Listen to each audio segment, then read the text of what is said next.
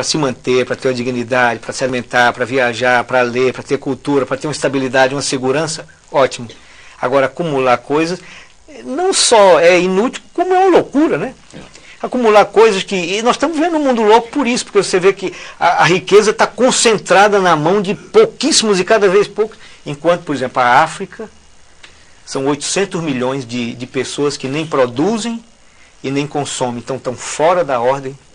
Então, você sabe o que é que eu acho? Rico, pobre, é um sujeito que mora numa cabana na beira do rio e vai pescar. E rico é o cara que luta a vida toda, passa por cima de gente, dos escrúpulos, não dorme, toma remédios, viaja, se estressa, para um dia ter uma cabana na beira do rio para ir pescar. É só isso. João Cláudio, diz para nós, o que você vai deixar de herança para os seus filhos? Muito livro. Eu já tinha pensado nisso. E eu tenho a impressão que os livros... Olha, inclusive estão dizendo que o livro vai acabar. O sujeito entrou na casa do Ariano Suassuna, e o grande escritor pernambucano, ele também me contou. Eu estou falando dos meus personagens aqui, porque assim eu faço humor, e o humor é uma forma de dizer coisas muito sérias. O Ariano disse, olha, o sujeito entrou na minha casa e foi logo dizendo, o livro vai se acabar. Eu digo, isso é jeito de entrar na casa de um escritor? Olha, pode até se acabar, viu? Mas enquanto existir 2 ou 3 como eu, não se acaba.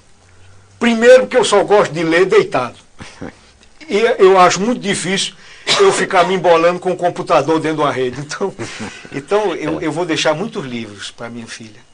E nada mais. Eu não posso nem dizer que vou deixar um grande exemplo, porque a minha vida não está no fim ainda.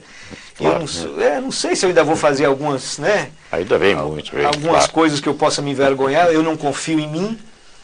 Eu vou deixar livros e algumas palavras assim, como, por exemplo, procure a fé.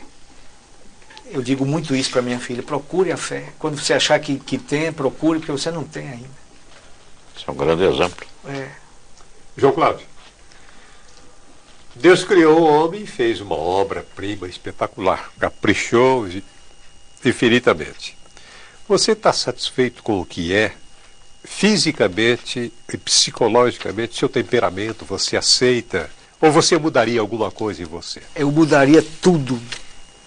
O meu grande pecado foi esse. Não estar satisfeito. Esse é o grande pecado do homem. O preço que Deus pagou por ter feito o homem tão grande que ele diz, Deus, faça o que eu quero, e ele fica em silêncio. E eu não consigo perceber o que tenho. Eu fico atrás do que eu não tenho. Eu queria ser alto, bonito, os olhos azuis. Eu queria ser o Richard Gere, entrar num shopping assim e balançar tudo. Eu queria ser muito mais do que o que eu sou.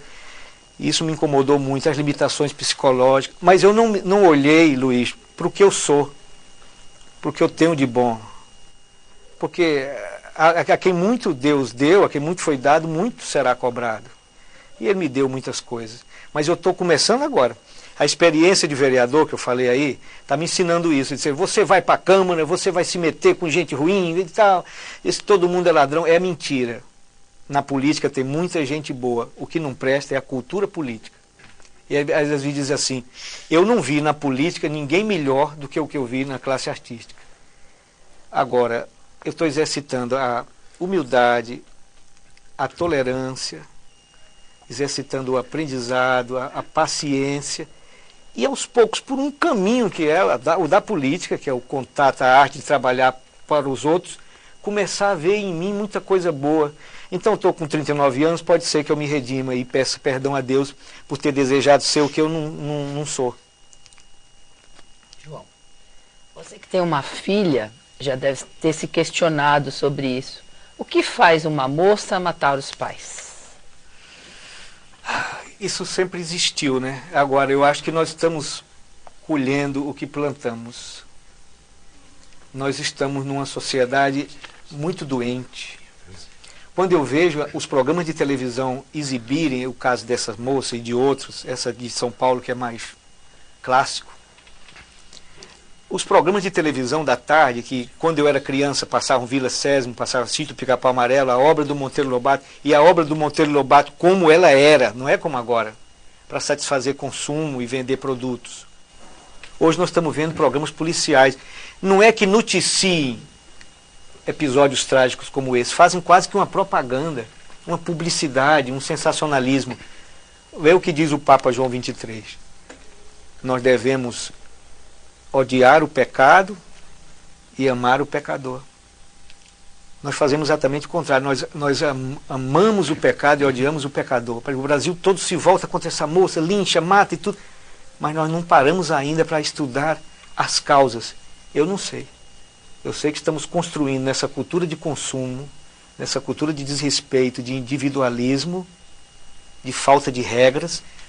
Um grande educador do Piauí, que morreu agora, Marcílio, ele disse uma vez para mim, educar é impor limites. E nós estamos perdendo todos esses conceitos de limite. E depois reclamamos do mundo que temos. João, todo humorista, vez ou outra, acaba imitando o presidente da República, não é? Eu ia pedir para você falar alguma coisa ao presidente, mas vou fazer o contrário. Que o Lula, será que o Lula falaria se ele estivesse assistindo esse programa hoje, com você aí sentado? Eu não sei, o Lula fala tanta bobagem. E olha, o Lula... E você sabe, Brancato, que eu nunca imitei esses personagens que são muito imitados. Nunca imitei o Jânio Quadros, nunca imitei o Silvio Santos. O Lula posso até, eu acho que daria para fazer, né? Companheira, Frente Brasil, essa coisa que ele faz. Mas o Lula, quando ele foi lá em Garanhuns, a primeira vez que ele se candidatou, não apareceu ninguém, não tinha ninguém, sabia? A terra dele. Ele voltou lá como candidato a primeira vez contra o Collor, ninguém conhecia. Levaram um repórter para perguntar às velhinhas, não, esse rapaz não é daqui não, ele nunca andou aqui não. Agora, como presidente ele foi, só tias, tinha uma fila com 32, só tias, acharam o dedo dele lá. Ora, se o Pedrinho, que é o Pedrinho, aquele menino que a Vilma sequestrou, acharam, imagina um dedo. Eu não sei o que ele diria, não. Eu acho que o Lula falaria alguma bobagem. Aliás, todo mundo que fala muito acaba falando bobagem. Ô Cláudio, dizem que os brasileiros são casados com seus automóveis, né? Então, qual o carro que você tivesse... Se você tivesse muito dinheiro para comprá-lo?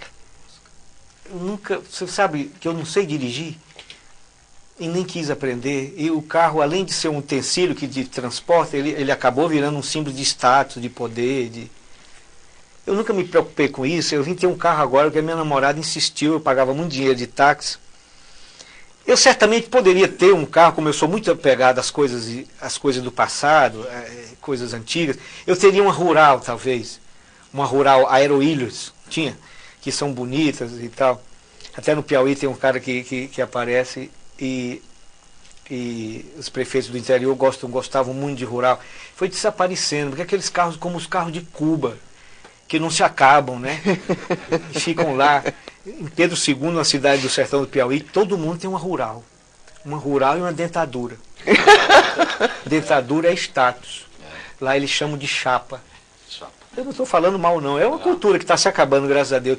A menina completa 15 anos, o pai perguntava, quer uma viagem, uma festa ou uma chapa? E é uma coisa que custa muito acabar, viu? Uma vez vi uma velha, a velha morreu com 89 anos, ela disse que tinha gasto uma chapa só. E outro dia eu me encontrei com uma velha que não sabia mais a idade. E quantos anos a senhora tem? E a filha dela disse, eu não sei não, mas ela gastou 3 chapas. Acho que seria uma Rural. Uma Rural. Uma Rural dessas antigas.